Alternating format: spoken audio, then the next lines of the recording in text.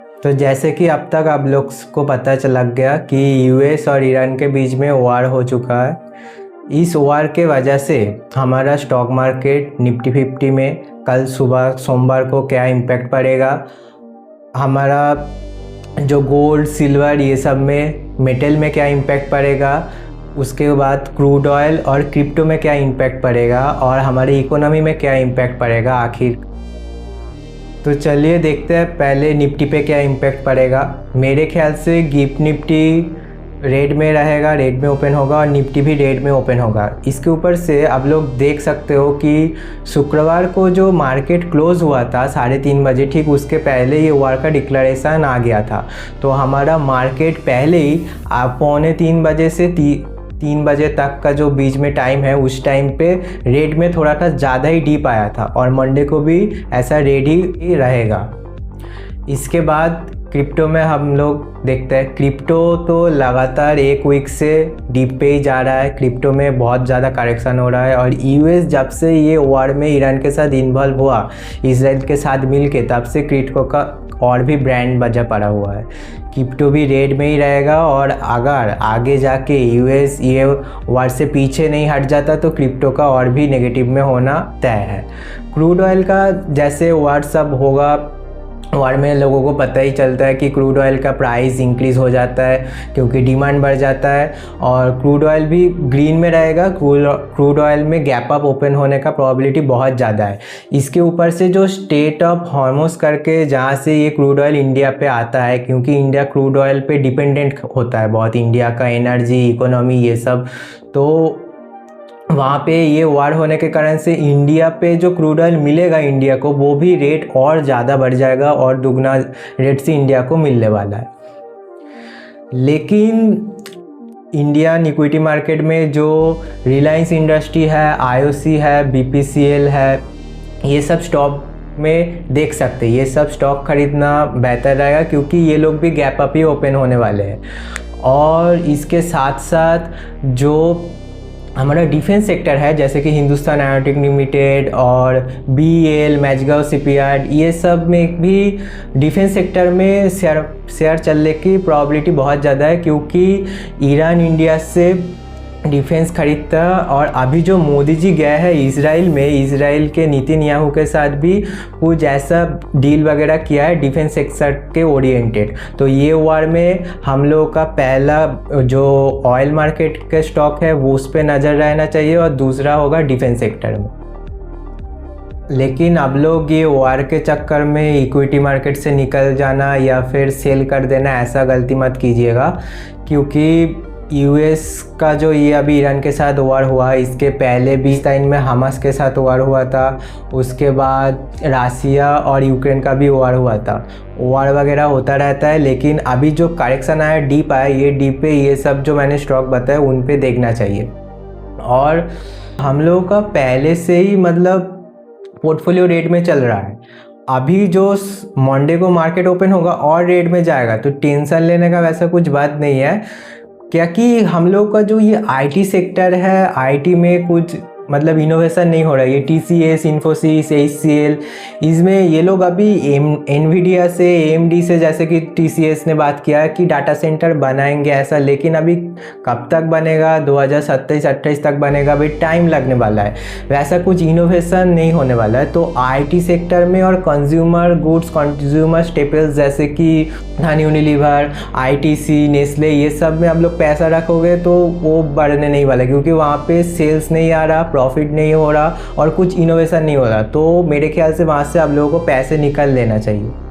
लेकिन इधर से पैसा निकल के हम लोगों को यूएस में, अभी जो यूएस ईरान के साथ वार में मतलब चला गया, इसके वजह से यूएस के मार्केट में बहुत सारा डीप आया है। मेटा जैसा share, Facebook, Microsoft, Amazon, Nvidia, Google, ये सब में जो मैग्निफिकेंट 7 कहते हैं इनको, मैक्स 7, उनमें बहुत ज़्यादा डीप आया, करेक्शन आया है। इधर पे इन्वेस्ट करने का बहुत बढ़िया समय है ये।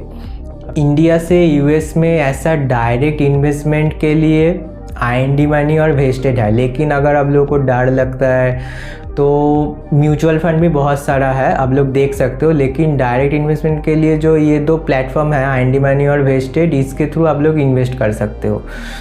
तो ये सब जो स्टॉक मैंने बताया, ये स्टॉक में करेक्शन आने का मेन रीज़न है कि ये सब लोग आर्टिफिशियल इंटेलिजेंट, मशीन लर्निंग और डाटा सेंटर में, खास करके एनवीडिया वगैरह चिप और डाटा सेंटर में बहुत ज़्यादा पैसा खर्च कर रहा है।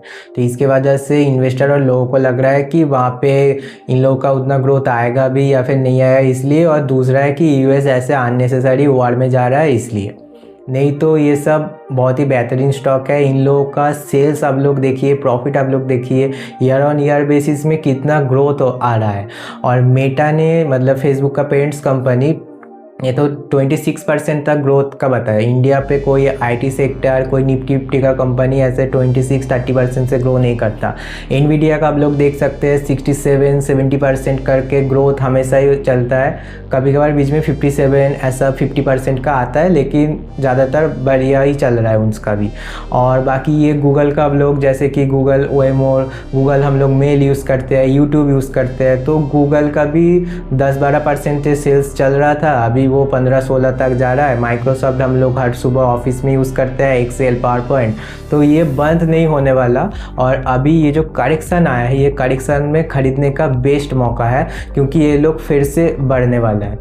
पहले भी इस 2025 में जब डोनाल्ड ट्रम्प ने वो टैरिफ वाला कांड किया था, तब भी इन सब में करेक्शन आया था, बहुत डिप आया था। वहाँ से आपका अभी तक का उसका रिटर्न देख लीजिए, अक्टूबर-नवंबर के टाइम में फिर से पीक हुआ, फिर अभी उसके बाद करेक्शन आया है। इंडिया में इन्वेस्टमेंट के लिए जो मैंने पहले बताया, ये 2 सेक्टर, उसके अलावा जिन कंपनियों का स्मॉल कैप, मिड कैप में सेल्स बढ़िया आ रहा है, ग्रोथ बढ़िया चल रहा है, प्रॉफिट मार्जिन और प्रॉफिट भी इंक्रीज़ हो रहा है, वो सब स्टॉक में देख सकते हो। आप लोग बता सकते हो मुझे कमेंट करके, मैं फिर कुछ ऐसे स्टॉक है उनका नाम भी बताऊंगा। जैसे कि आप एक आध देख सकते हो कि V2 रिटेल, हॉस्पिटल सेक्टर में भी जैसे जीना सीको, और अभी जो माइक्रो फाइनेंस सेक्टर है उसमें बहुत, मतलब वर्ड्स अभी ओवर हो चुका है। आरबीआई ने भी नया लोन देने पे और इकोनॉमी पे मनी इंजेक्ट किया है। तो ये जो माइक्रो फाइनेंस सेक्टर है, माइक्रो फाइनेंस सेक्टर में जैसे कि मुथूट माइक्रो फाइनेंस और भी आर्मन फिनेंशियल और भी थोड़ा स्मॉल फिनेंशियल बैंक पे आप लोग देख सकते हो। इधर इंडिया में इन्वेस्ट करके मेरे ख्याल से पैसा बन सकता है। तो अब चलिए जानते हैं कि यूएस ने आखिरकार ईरान पे अटैक क्यों किया। ऐसे न्यूज़ पे आ रहा है कि इजराइल ने पहले ईरान के ऊपर अटैक किया, उसके बाद यूएस ने भी इजराइल के साथ मिलके ईरान पे अटैक किया, क्योंकि ईरान पे जो है न्यूक्लियर पावर और न्यूक्लियर प्रोजेक्ट चल रहा था। ईरान बहुत जल्दी न्यूक्लियर सुपर पावर बनने वाला था, इसलिए। और यूएस को कोई भी मिडिल ईस्ट में न्यूक्लियर पावर नहीं चाहिए, किसी भी कंट्री के पास हो, यूएस ऐसा चाहता नहीं, इसलिए यूएस ने अटैक किया।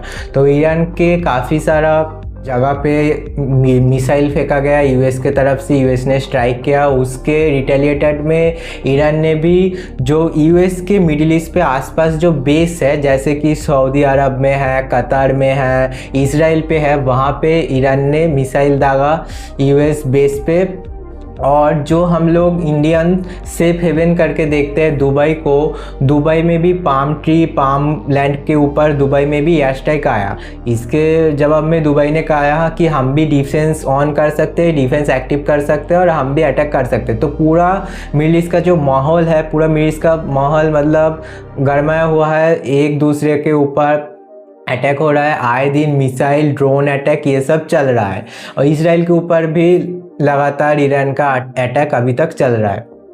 तो अगर ऐसा ही चलता रहा तो वहाँ से क्या ग्लोबल ट्रेड होता है, ग्लोबल ट्रेड का 60% वही पतली गली से स्टेट ऑफ हॉर्मुज करके जो जगह है वहाँ से होता है। वहाँ से ही इंडिया में क्रूड ऑयल आता है, तो इंडिया का क्रूड ऑयल का प्राइस बढ़ता रहेगा। एशियन कंट्री और ग्लोबल कंट्री सब लोग पे प्रॉब्लम आएगा, इन्फ्लेशन इंक्रीज होगा हमारा और हाइपर इन्फ्लेशन की तरफ जा सकते हैं।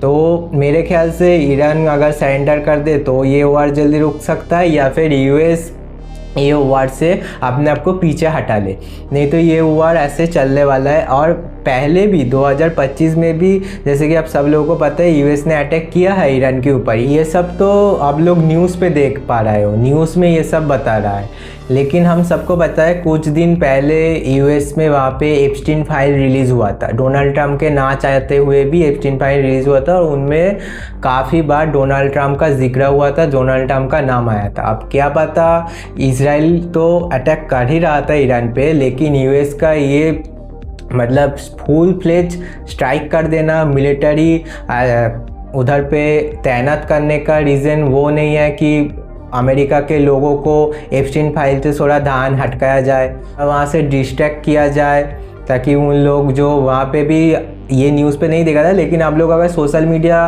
पे एक्टिव हो और यूएस न्यूज़ वगैरह देखते हो तो आप लोगों को पता है कि व्हाइट हाउस के सामने पिछले कई दिनों से अमेरिका का मतलब आम नागरिक वो पर प्रोटेस्ट वगैरह कर रहा था, ये कर रहा था। और अमेरिका के अभी मिड टर्म इलेक्शन भी होने वाला है, ये कुछ दिसंबर या नवंबर करके होगा 2026 में, तो ये भी एक रीज़न हो सकता है। आखिर में मैं बस यही बोलना चाहूँगा कि पोर्टफोलियो हम लोग का पहले से ही रेड में था, नेगेटिव में था। वार के चक्कर में हम लोग बेच के निकल जाए, ऐसा नहीं करना चाहिए। हाँ, जिन स्टॉक में ग्रोथ चला गया वो बेच के निकलो, उस पे रह के कोई फ़ायदा नहीं है। जैसे कि मैंने बताया भी था, वो इंडिया का आईटी सेक्टर और इंडिया का कंज्यूमर स्टेपल सेक्टर और भी कुछ वगैरह वगैरह। लेकिन जिन पे ग्रोथ है उसको सेल नहीं करना चाहिए। अपना जो म्यूचुअल फंड है, म्यूचुअल फंड में एसआईपी करते रहना चाहिए। और जो डायरेक्ट स्टॉक खरीदने वाले हैं उनके लिए मैंने जो बताया वीडियो में वो सब खरीदना चाहिए। और गोल्ड सिल्वर का जो ये प्राइस इतने इंक्रीज हो रहा है, बढ़ रहा है, वो अभी वार के टाइम में लोग जो सेफ्टी के लिए वो खरीदते हैं, गोल्ड सिल्वर मेटल ये सब खरीदते हैं, उनका प्राइस इंक्रीज होगा। लेकिन उसमें भी फोमो लगभग चल रहा है। आप ही लोग देखिए 2 साल पहले गोल्ड का क्या रेट चल रहा था, अब क्या चल रहा है। गोल्ड का प्राइस हिस्ट्री देख लीजिए, जब 2008 में और 11 के टाइम में जब क्रैश आया था, गोल्ड में कैसा क्रैश आया था, सिल्वर में कैसा क्रैश आया था। सिल्वर में ऐसा बीच बीच में क्रैश आता है, इसलिए सिल्वर को अमेरिका में क्या कहते हैं, डेविल मेटल करके बुलाते हैं। बाकी अमेरिका में इन्वेस्ट करना अभी एक बहुत ही बेहतर अपॉर्चुनिटी है, इन्वेस्ट कर सकते हो। मैक्स 7 में कर सकते हो। और भी वहाँ पे कुछ छोटे मोटे कंपनी है जो एनवीडिया का सपोर्ट में आता है, जैसे कि कोरवेव, नेवियस और स्पेस रिलेटेड जैसे कि रॉकेट लैब, ये सब में आप लोग देख सकते हो। लेकिन वो सब थोड़ा सा रिस्की है उधर और उतना न्यूज़ भी नहीं आता। लेकिन उनका सेल्स प्रॉफिट मतलब एनवीडिया से ही बढ़िया, 100% से 120% से मतलब उसका सेल्स प्रॉफिट ये सब इंक्रीज हो रहा है। देखते हैं मंडे मार्केट कैसे ओपन होगा, रेड में ही ओपन होने का प्रोबेबिलिटी है। जो भी हो, आप लोग कुछ बेच बाच के मत निकल जाइएगा। और इसी के साथ मैं अपना वीडियो एंड करता हूँ। आशा करता हूँ कि आप लोगों को ये वीडियो पसंद आया हो तो लाइक, सब्सक्राइब, शेयर कर देना। और आप लोग मुझे बता सकते हो कि आप लोगों को फ्यूचर में किस किस टॉपिक के ऊपर वीडियो देखना पसंद है।